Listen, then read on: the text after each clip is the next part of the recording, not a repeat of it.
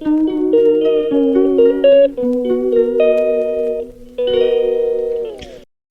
চলে আসতে বলেছে আবার ছোট একটা মিনি ব্লগ নিয়ে। ব্লগটা একদমই ছোট একটা ব্লগ। তো দিনটা ছিল শনিবার 8 তারিখ। আমাদের এখানে ছিল কিন্তু সেদিনকে বালক ভোজন।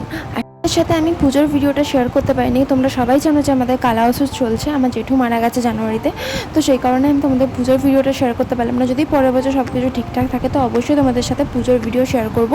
পুজো থেকে শুরু করে ঠাকুর আসা থেকে শুরু করে সব ভিডিও শেয়ার করব।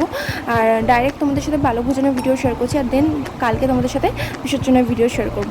তো যাই হোক, বিসর্জনটা আমাদের অনেক বড় করে হয়।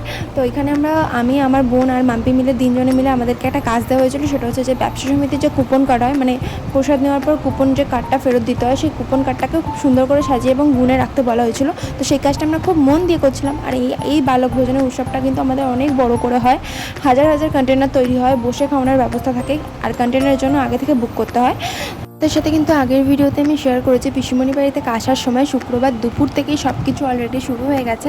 শনিবার সকাল পর্যন্ত টানা রান্না হয়েছে, দেন দুপুর থেকে কিন্তু কন্টেনার প্যাকিং হয়েছে। সন্ধ্যাবেলায় মাকে ভোগ নিবেদন করে এখানে খাওয়ান দাওয়ানোর ব্যবস্থা শুরু করা হয়েছে। সোমবার মা আসলো, আর এক সপ্তাহের জন্য দেখতে দেখতেই কেটে গেল। কত তাড়াতাড়ি দিনগুলো চলে যায়, তাই না?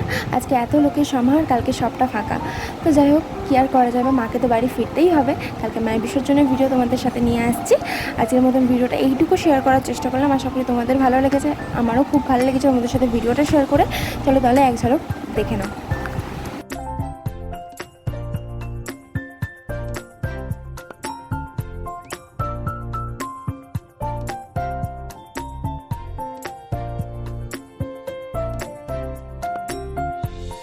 ভিডিওটা তাহলে মায়ের ভোগ প্রসাদ দিয়ে শেষ করা যাক।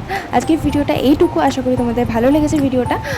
প্লিজ লাইক, কমেন্ট, শেয়ার, আর চ্যানেলটাকে সাবস্ক্রাইব করতে ভুলো না, পেজটাকে ফলো করতে ভুলো না। আজকের মতন টাটা, দেখা হবে নতুন একটা ভিডিওতে। সবাই খুব ভালো থেকো।